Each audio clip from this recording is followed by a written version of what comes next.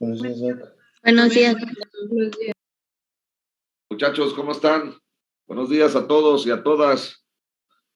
Primero, una disculpa, ayer ya no pude conectarme, tuve un contratiempo, pensé que me iba a dar tiempo todavía, pero ya no pude y bueno, ya no pudimos, ahora sí que tener la clase, pero vamos a continuar el día de hoy. Vamos a terminar el tema que habíamos empezado de asepsia y antisepsia en odontología y vamos a iniciar con el de placa bentobacteriana, ¿de acuerdo? Bien. Sí. Nos habíamos quedado, ¿verdad?, en estos indicadores o testigos, ¿verdad?, para esterilización. Y habíamos platicado, sí, que hay algunos testigos que son físicos, otros que son químicos y otros que son biológicos, ¿verdad? Los físicos, que son aquellos que nos dan la lectura, ¿verdad?, de todos los elementos que contiene el esterilizador en sí, o sea, el autoclave, y que nos van a dar la lectura de la temperatura, la presión, etcétera. Son todos estos manómetros, ¿verdad?, que tienen los autoclaves para que nosotros podamos verificar su funcionamiento. Y los químicos, que son aquellas que, como los testigos que vienen, son sustancias que vienen embebidas en sustancias químicas, ¿verdad?, para poder verificar, ¿verdad?, la cantidad de calor que tienen y la esterilización. Y estos generalmente son cintas, ¿verdad? Son cinta testigo, que es la que viene embebida en esta sustancia y que viran a un color más fuerte cuando se lleva a cabo el proceso. Habíamos hablado de que existen 6 generaciones, las últimas generaciones, la 6ª generación, incluso ya vienen más mejoradas y que se pueden consultar en la norma oficial, ¿verdad? En la norma oficial mexicana. Y vimos también estos esterilizadores que son los biológicos, que son los más certeros, los que más nos pueden dar una lectura más clara, ¿verdad?, de que exactamente se esterilizó el instrumental y que pueden ser también de 3 generaciones. La primera generación que tiene que incubarse in vitro 7 días, la segunda que nos da una lectura de 24 a 48 horas de acuerdo a la turbiedad, y las de tercera generación que nos da una lectura en 3 horas, ¿verdad? Y habíamos dicho que estas las podemos utilizar una semana o cada semana o de manera semanal para ver cómo están funcionando nuestros esterilizadores, ¿verdad? Muy bien. Estos son los indicadores biológicos. Habíamos dicho, ¿verdad?, que estos, cuando exista un fallo en el proceso de la esterilización, pues puede incluir un mal funcionamiento, puede ser por la calidad del vapor, o la humedad relativa del área, etcétera, no es la adecuada. Entonces, estos indicadores biológicos van a darnos esa lectura. ¿De acuerdo? Bien.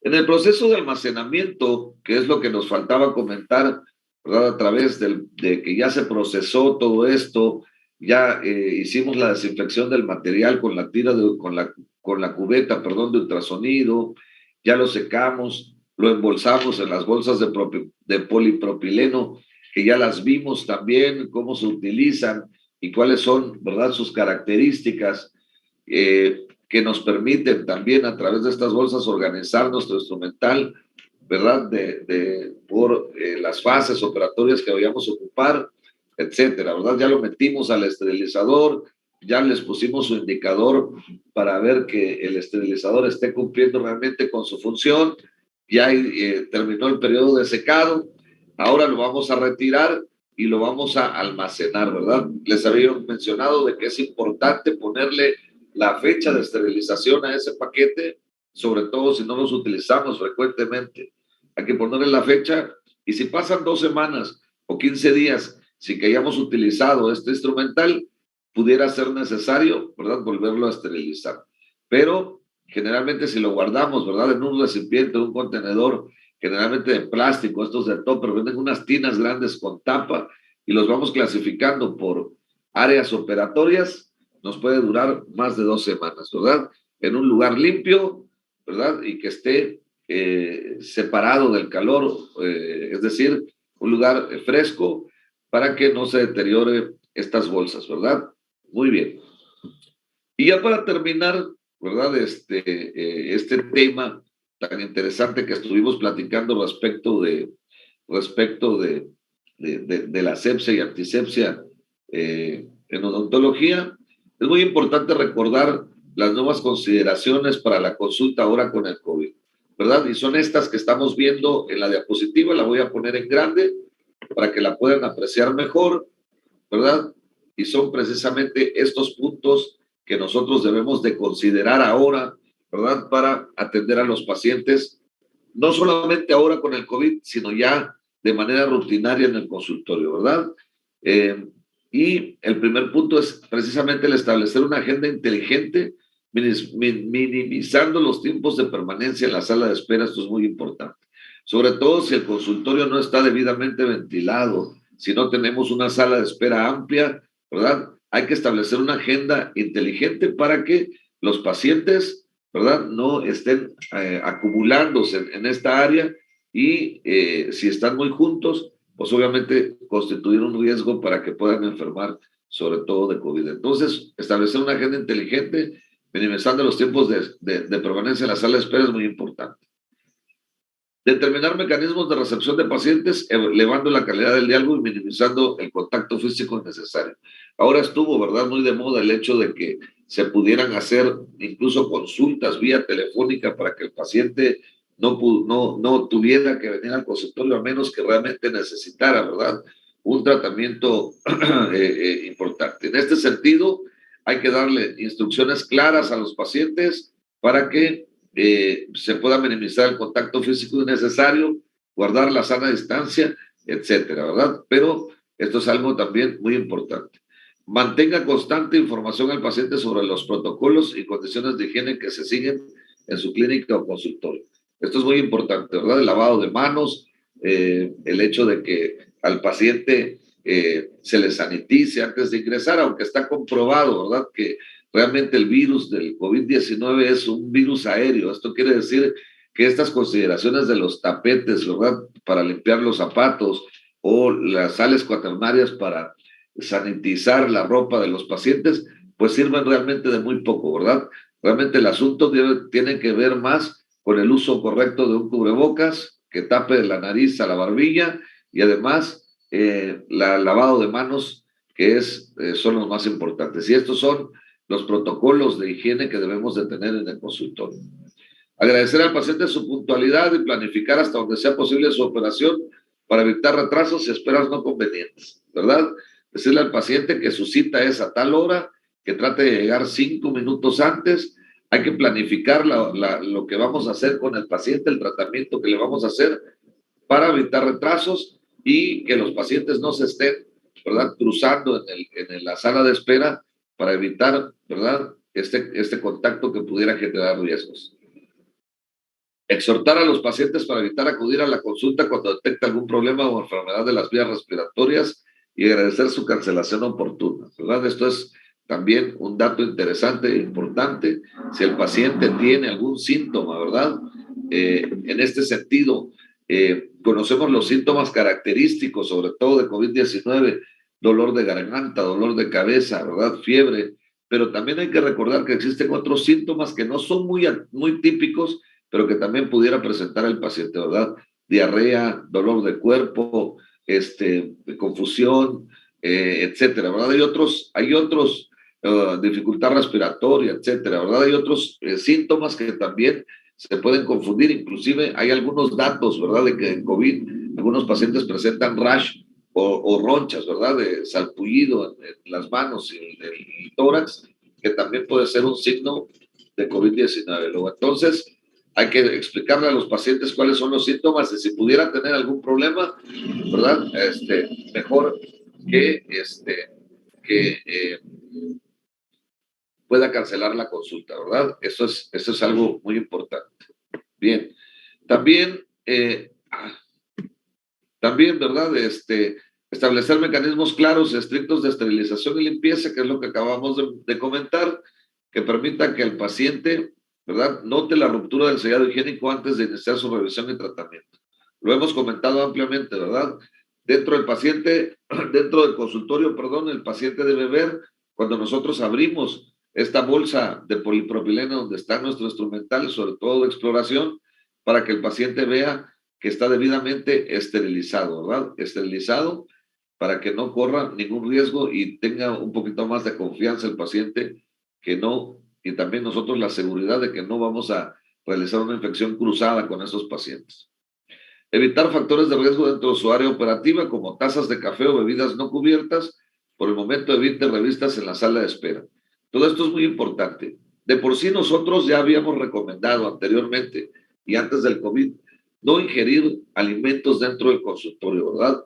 Esa es una regla no escrita, pero que normalmente se debe de llevar a cabo en la clínica o en el consultorio. No consumir alimentos dentro del consultorio, precisamente por esta situación de la volatilidad, ¿verdad? De los aerosoles y que pudieran contaminar estos alimentos y poder enfermarnos nosotros o enfermar a los pacientes. En el caso de las revistas en la sala de espera, pues se ha evitado mucho el contacto, ¿verdad?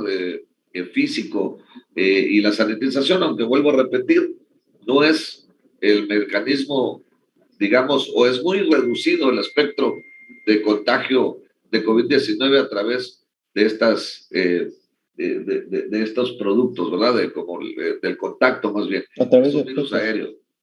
Sí, dígame. O sea, es por a través de objetos, pues, es más por aerosol, no por No le escuché objetos. bien, ¿me puede repetir, por favor?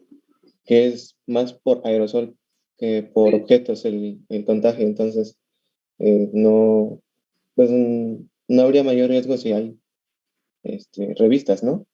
es correcto precisamente, es aéreo. Entonces, se han documentado muy pocos casos de contagio a través de estas situaciones, ¿sí? De la contaminación de objetos inanimados y que nos pudiéramos contagiar, pero precisamente por eso, ¿verdad? Se recomienda el lavado de manos frecuente. Entonces, normalmente no debiéramos de preocuparnos por esa situación. Lo que sí, el riesgo de ingerir alimentos en la clínica o en el consultorio sí hay que evitarlo, ¿verdad? Ese sí constituye un riesgo importante. Muy bien.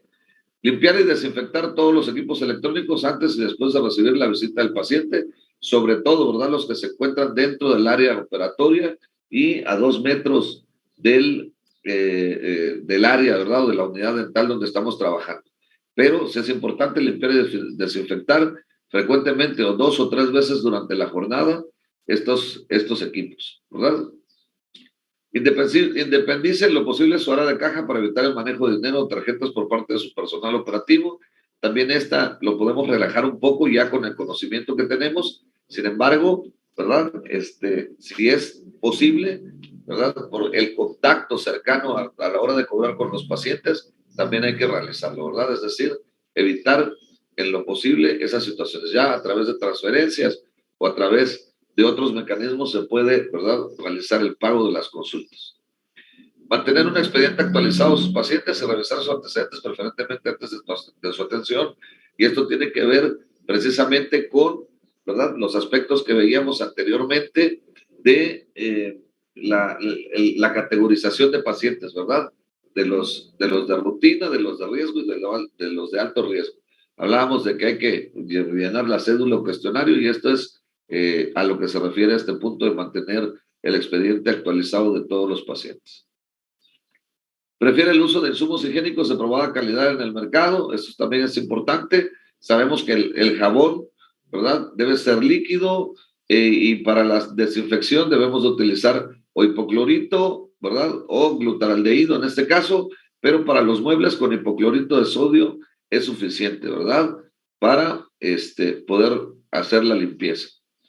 En la medida de lo posible, exhorta a su paciente masculino a acudir a su consulta libre de barba y bigote, porque estos son fomites, ¿verdad?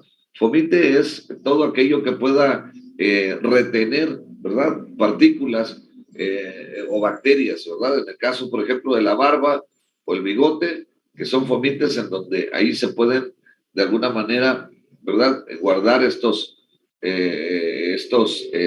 microorganismos, ¿verdad? O residuos de cualquier cosa que pudiera consumir el paciente. Entonces, importante esto, en la medida de lo posible, exhortar al paciente a acudir a la consulta libre de barba y de bigote. Así también el operador, ¿verdad? El odontólogo debe de estar de preferencia sin barba y bigote. Invite a su paciente a mantener una comunicación a través de medios tecnológicos, minimizando visitas únicamente lo operativo, ¿verdad? Entonces, esto es muy importante. Los pacientes a veces requieren alguna receta o requieren alguna indicación, ¿verdad? Y la pueden hacer precisamente vía telefónica, vía correo electrónico, o ahora, ¿verdad? Que ya hay muchos elementos importantes de comunicación. Se puede hacer eso, únicamente hay que citar al paciente para los tratamientos, ¿verdad? Para lo operativo. Y por último, revisar constantemente con sus colaboradores las estrategias de higiene y procurar una correcta coordinación. Todos los compañeros auxiliares que están en el consultorio deben de saber cuál es su función exactamente para poder hacer una correcta planeación, para poder llevar a cabo la jornada sin contratiempos y sobre todo para tener una adecuada organización en el consultorio. Entonces, vean, estas medidas, aunque parece ser que ya las tenemos nosotros o es de conocimiento general, pero es importante recalcarlas para que podamos nosotros tener una práctica más segura, ¿verdad? Para llevar a cabo lo que es precisamente la asepsia y antisepsia en el consultorio dental. Bien, hasta aquí hay dudas, preguntas o comentarios, muchachos. ¿Todo está claro? Sí, doctor. Sí. Recuerden, con esta diapositiva anterior, con esta que estamos viendo ahora, estamos terminando el primer tema que es asepsia y antisepsia en odontología. Entonces, de todo el tema, desde que vimos el primer día, ¿verdad? Que casi llevamos 40 diapositivas o 50 en esto, díganme ustedes si no hay alguna duda, algún comentario o algo que quieran ustedes que repitamos, que no haya quedado claro. ¿No, doctores? Doctor, yo sí tengo una pregunta. Dígame. En la parte de los indicadores biológicos, los que salen en la imagen, no me quedó muy claro cómo es su uso para ver si sí está bien esterilizado.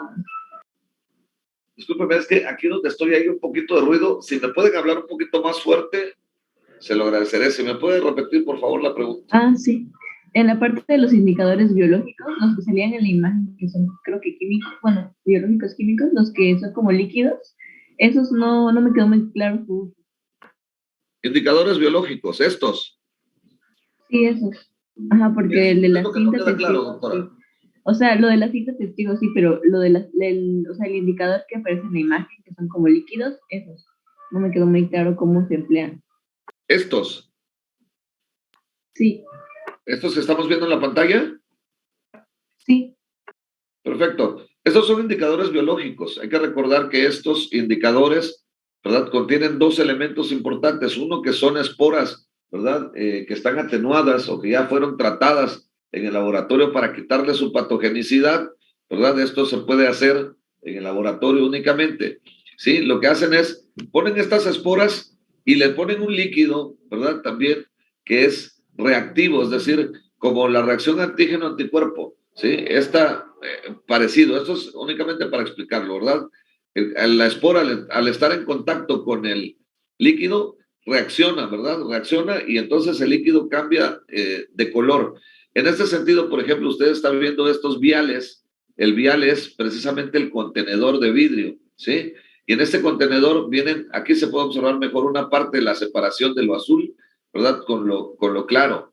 Lo azul pudiéramos decir que es la espora y lo claro es el líquido, ¿verdad? Reactivo. Entonces, con el calor, este vial por dentro tiene una barrera, ¿verdad? Para que no se mezcle. Con el calor se rompe esta barrera y se mezclan en el vial las esporas con el reactivo y entonces, si esta espora no quedó eliminada, digamos, no se murió con el calor y la presión que tuvo, entonces lo que va a hacer es de que este líquido que normalmente es transparente se va a pintar de un color, en el caso de estos de tercera generación, de un color fluorescente, ¿ok? En el caso de los de segunda generación como estos, lo que va a pasar es que se va a poner turbio, ¿verdad? En 24 o 48 horas hay que observarlo para ver la turbiedad. La turbiedad significa que es como si tuviera sedimentos, ¿verdad? Como si a un poco de agua le pusiéramos alguna sustancia que la volviera ya no tan transparente, ¿verdad? Hay que notar la turbiedad. Entonces, así funciona. Los de segunda generación se ponen turbios y ya los de tercera generación cambian a un color fluorescente. Es así como funcionan estos indicadores biológicos. Gracias, doctor. ¿Sí quedó claro, doctora? Sí, o sea, se meten igual al autoclave, ¿no? Y ya por el calor es que sucede esta reacción. Sí, gracias. Aquí más o menos tenemos, me parece que esta no sé si nos la saltamos, pero esta es la ampolleta, ¿verdad? Dice, se utiliza una ampolleta con esta bacteria para hacer una prueba obligatoria requerida semanalmente. Habíamos dicho, ¿verdad? Que la cinta testigo, que es el indicador químico, ¿verdad? Lo podemos utilizar diario. Ese se pega sobre el sobre y va a virar de color, ¿sí? Las líneas estas que tienen van a ponerse más oscuras, ¿sí? Pero esta la podemos realizar nosotros semanalmente únicamente para verificar si estamos realizando correctamente el proceso de esterilizado, ¿verdad? Porque estas son más fiables, ¿sí? Son más confiables, pues. ¿De acuerdo? Por eso se hace semanalmente. Entonces la ampolleta se pone en el centro del autoclave sin ningún tipo de carga. Es decir, únicamente lo vamos a hacer para ver el funcionamiento, lo que quiere decir que no vamos a meter ningún instrumento, sino únicamente el vial, ¿verdad? Que contiene el indicador, ¿verdad? O sea, la ampolleta. Entonces vamos a meterla en el centro del autoclave sin ningún tipo de carga. Se le da el ciclo normal que ya habíamos mencionado, tarda de 30 a 45 minutos, 30 minutos para alcanzar el calor, 5 minutos para el esterilizado y los otros 10 para el proceso de secado, ¿verdad? Y despresurización. Entonces, incluyendo el secado. Y cuando termine, se saca el autoclave y se envía al laboratorio en el caso, ¿verdad? De los de primera, segunda o tercera generación, de primera y segunda generación. En el de segunda y tercera lo podemos nosotros ver en el consultorio porque ya son mucho más fáciles de procesar. ¿De acuerdo? Entonces, un indicador biológico será positivo cuando exista un fallo en el proceso de esterilización, ¿sí? Es decir, como si nos iniciamos la prueba y si es positivo es porque el esterilizador está fallando, ¿verdad? Y esto, un fallo en el proceso de esterilización puede incluir un mal funcionamiento del esterilizador, ya sea en la calidad o la cantidad de vapor, si la unidad relativa del área de procesamiento no es la adecuada, el tipo y método de empaquetado también puede ser, la configuración de la carga y si los parámetros del ciclo no son los apropiados para la carga que estemos esterilizando. O sea, puede ser que cualquiera de estas cosas hayan fallado y por eso dio positivo el test. O que definitivamente esté mal funcionamiento el esterilizado. ¿De acuerdo? No sé si queda más claro, doctora. Sí, doctor, gracias. Ya quedó claro. Sí, sí, más o menos quedó claro. Sí, ¿Alguien tuviera alguna duda más? ¿Algún comentario? Bien. Si nadie tiene más comentarios, vamos a iniciar entonces con lo que es el segundo tema, que es placa dentobacteriana. Y este es un tema sumamente importante y quiero recalcarlo porque obviamente, ¿verdad? La placa dentobacteriana es la causante de las dos principales enfermedades más frecuentes de la cavidad bucal, lo hemos mencionado mucho, que es la caries y la enfermedad periodontal. Luego, entonces, el odontólogo debe de saber y comprender precisamente cómo está estructurada esta placa dentobacteriana para poder combatirla, ¿verdad? Si nosotros nos pusiéramos un poco imaginativos, pudiéramos decir que nosotros vamos a luchar contra la placa dentobacteriana, ¿verdad? Vamos a tratar de combatirla para poder lograr una salud bucal satisfactoria en todos los pacientes. ¿De acuerdo? Entonces, vamos a tratar de comprender lo que es la placa dentobacteriana. Ustedes van a encontrar, ¿verdad? En la literatura, muchos nombres para referirse a lo que es la placa dentobacteriana, ¿verdad? Van a encontrar placa dentobacteriana, biopelícula dental, biofilm, etcétera, ¿verdad? Cualquiera de las tres, ¿verdad? Es correcto el término. Puede ser placa dentobacteriana, biopelícula o biofilm. Anteriormente, ¿verdad? Le llamábamos película adquirida, ¿verdad? Al proceso inicial de cómo se forma la placa dentobacteriana.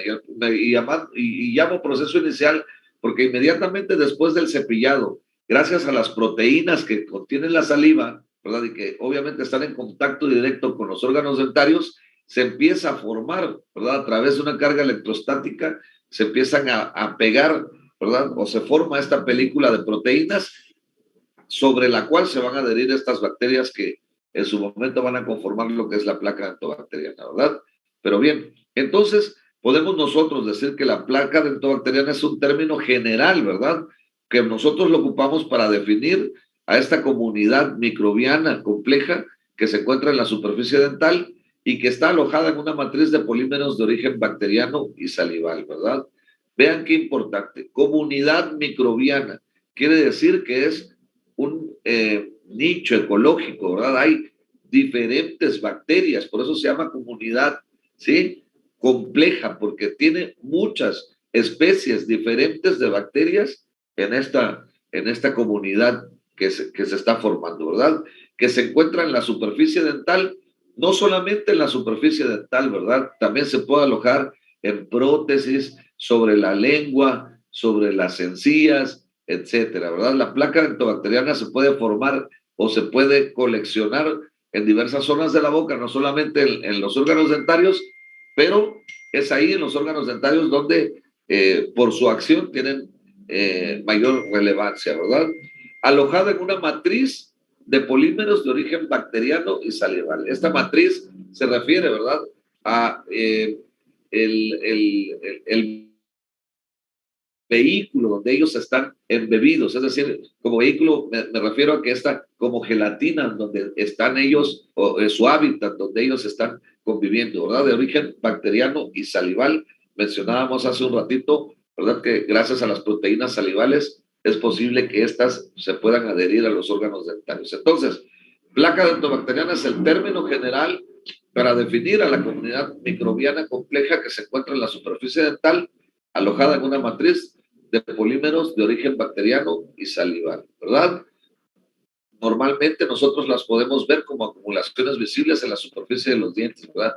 Esta como masilla que se encuentra pegada en los órganos dentarios, esto es placa dentobacteriana y está compuesta principalmente de bacterias, ¿verdad? No solamente de restos de alimentos, sino de bacterias. Bien, entonces la biopelícula dental es la acumulación, ¿verdad?, en 3D de microorganismos interactuantes unidos a una superficie alojada en una matriz de polímeros extracelulares. Esa es prácticamente el mismo o la misma situación de la placa dentobacteriana. Por eso podemos llamarle placa dentobacteriana o biopelícula dental o biofilm, ¿verdad? Es prácticamente lo mismo. Y dice la acumulación en 3D porque nosotros la podemos ver clínicamente, ¿verdad? La podemos ver, ¿sí? Por todas sus partes, ¿de acuerdo? Esta acumulación de microorganismos que están alojadas en esta matriz de polímeros extracelulares.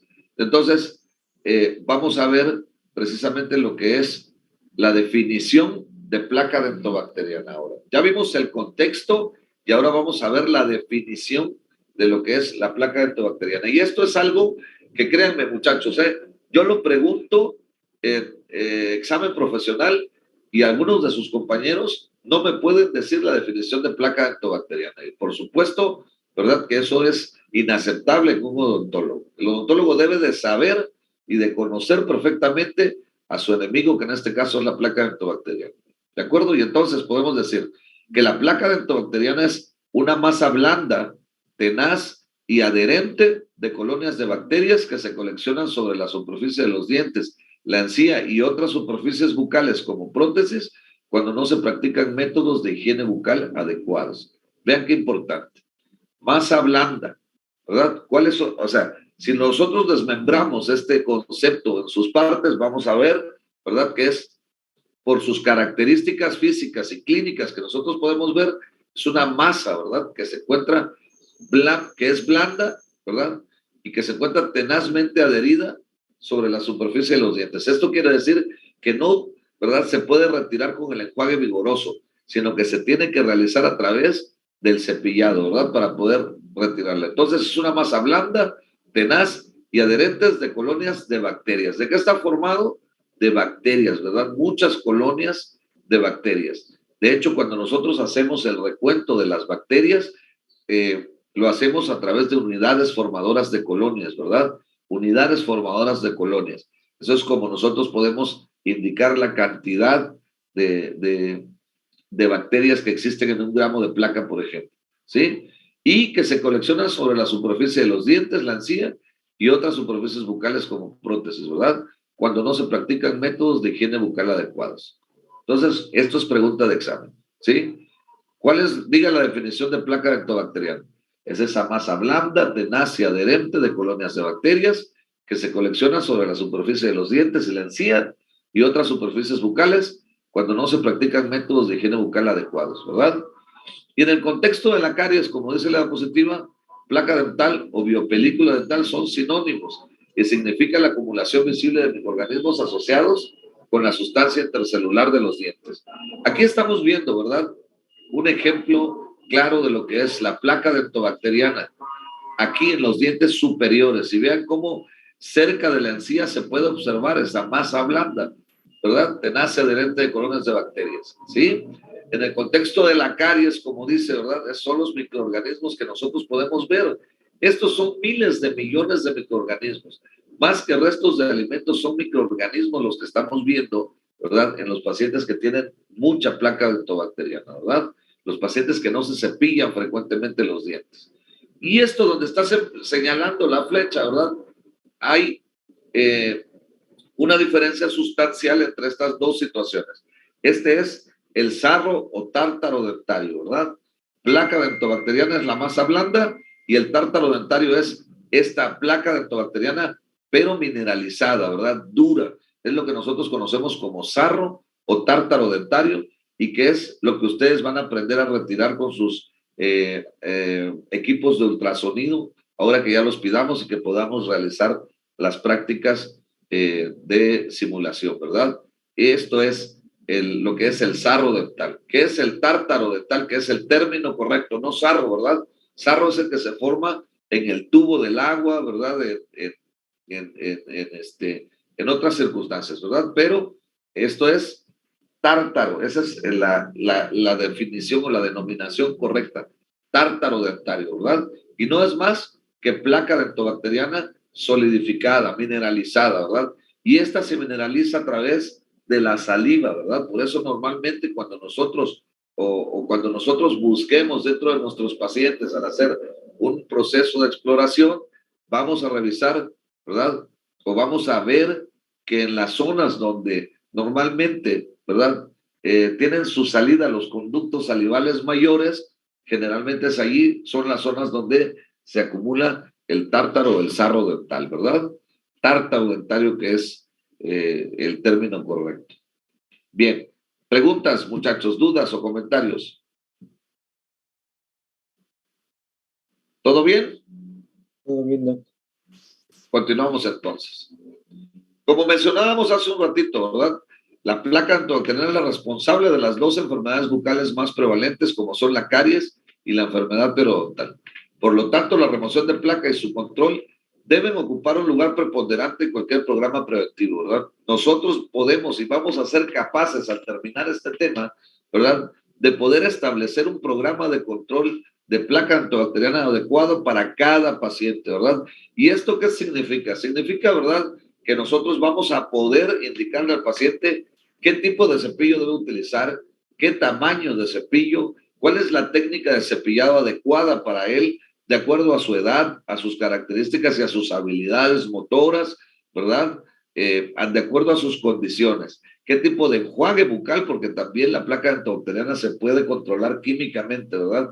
¿Qué tipo de enjuague bucal? ¿Cómo debe de utilizar la seda dental? Etcétera. Vean, qué importantes son todos elementos que de manera rutinaria nosotros debemos o utilizamos o debemos de utilizar, ¿verdad? Para el control de la placa dentobacteriana. Estamos hablando del cepillado, de un cepillo adecuado, de la pasta adecuada, de la pasta dental o el dentífrico, ¿verdad? Adecuado, del uso de la seda dental o el hilo dental, del uso de un buen enjuague, ¿verdad? De una buena técnica de cepillado, ¿sí? Para que nosotros podamos educar a ese paciente para poder controlar esta placa dentobacteriana. Si nosotros podemos lograr esto, motivar al paciente también para que lo haga, ¿verdad? El tiempo en el que debe de cepillarse, cuándo y a qué horas lo debe de hacer. Todos esos son datos muy importantes que parecen que no son relevantes, pero que lo son. Realmente lo son. Entonces, eso es algo muy importante. ¿Ok?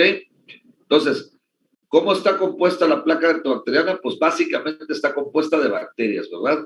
Bacterias es su principal componente y podemos encontrar 200,000 millones de microorganismos en un solo gramo de placa húmeda. 200,000 millones de microorganismos. Vean, por eso es que nosotros la podemos ver clínicamente, ¿verdad? 1 o 2 microorganismos no los podemos observar porque son diminutos, ¿verdad? Son micropartículas o microbacterias. En el caso de que ya la acumulación llegue a tal grado de 200,000 millones de microorganismos en un gramo de placa, pues obviamente la vamos a poder observar clínicamente, ¿verdad? Y de estos 200,000 millones se han identificado más de 700 especies diferentes en biopelículas bucales, ¿verdad? Y vamos a encontrar desde estreptococos, de estreptococo beta hemolítico, estreptococo mutas, que es el responsable de la caries, vamos a encontrar bacilos, vamos a encontrar diferentes especies de bacterias en un solo gramo de placa, más de 700 especies. Y ahí vamos a aprender también un poco de taxonomía, ¿verdad? Taxonomía para que nosotros podamos identificar el tipo de bacteria y cuál es su importancia o su acción o su participación en estas enfermedades bucales, ¿verdad? Muy importante es. Entonces, la composición de especies va a variar entre individuos y las diversas localizaciones de los dientes e incluso dentro de las diferentes áreas de la placa dental. Esto es algo también muy interesante porque de acuerdo a la colonización, ¿verdad?, que vaya teniendo ese individuo, y esto generalmente se da a través de la mamá, ¿verdad? Estos microorganismos son pasados, por así decirlo, de la mamá al bebé. Hay que recordar que cuando el bebé nace, ¿verdad?, pues su boca está completamente estéril y a contacto con el medio ambiente vaginal a la hora del parto, al contacto con el medio ambiente en el hospital y los contactos estrechos con la mamá, ¿verdad? Cuando empieza él a mamar o si la mamá le da besos en la boca o cerca de la boca, está empezando, ¿verdad?, a colonizar esa boca del bebé de bacterias, ¿verdad? De bacterias. Muchas de ellas que son normales, que viven saprófitamente en la boca. Saprófito quiere decir que no nos causan daño, ¿verdad? Y otras como el estreptococo particular mutans, ¿verdad? Que no es un comensal natural de la boca, es pasado a través de los contactos estrechos de la mamá y que se van a adherir, ¿verdad?, únicamente a la superficie del diente. Por eso, cuando nace el primer diente del bebé, es donde nosotros ya debemos empezar a actuar, ¿verdad?, para su primera consulta, para enseñarle a la mamá cómo debe de limpiarle la boca, etcétera, porque estos microorganismos empiezan su acción a través de adherirse a la superficie dental. Es decir, el estreptococo mutans tiene una característica de que no se adhiere a superficies descamativas, como la encía, ¿verdad?, sino que tiene que haber el órgano dentario para que pueda adherirse y luego entonces pueda desarrollarse o multiplicarse dentro de la cavidad bucal. Bien, hasta aquí vamos claros. ¿Tienen alguna duda o pregunta?